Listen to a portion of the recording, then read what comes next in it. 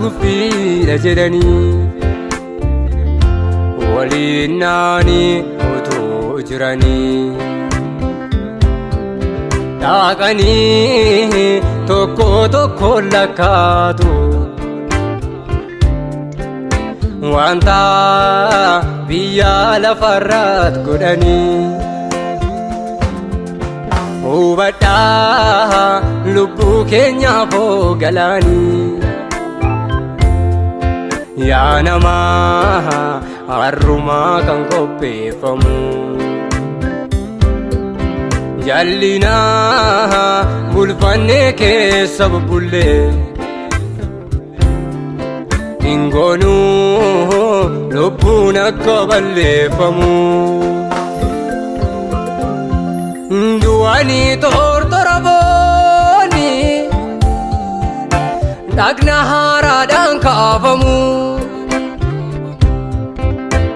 galaa lubbuu gaafa duunnitu harrumaa kan qopheeffamu ijoojii keenyaas nu duuka addunyaa haaraa keessatti dhaqanii ragaa nuuf ba'u yookaan nurratti ba'u teessoolichaa duratti qalbiitti deebina qalbiitti deebina qalbiitti yaadatti deebina yaadatti deebina yaadatti sammuutti deebina sammuutti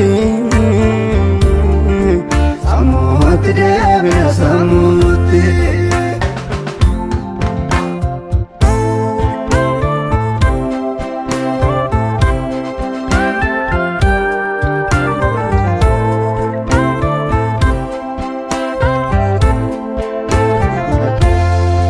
wangeelli nutti lallabameera raajiinis nutti raajameera dheekkamsa waaqaan maaliif bannaa yoo deebineef yeroo qabna balbalichi cufamuufi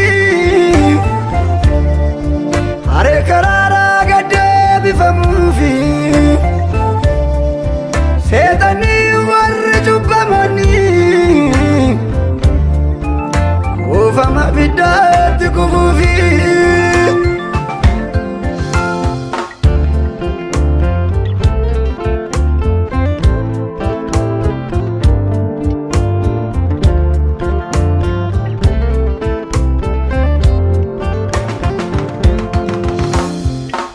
dhaamsannamaa waliif himaa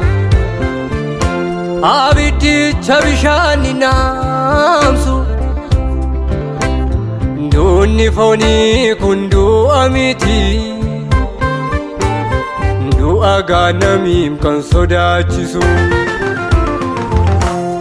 halkan guyyaa ganamaaf galgalaa hin boqotanii dhiphifamu maaloo kottaa kaanee of baraarraa dheekkamsichaa kan sodaatamu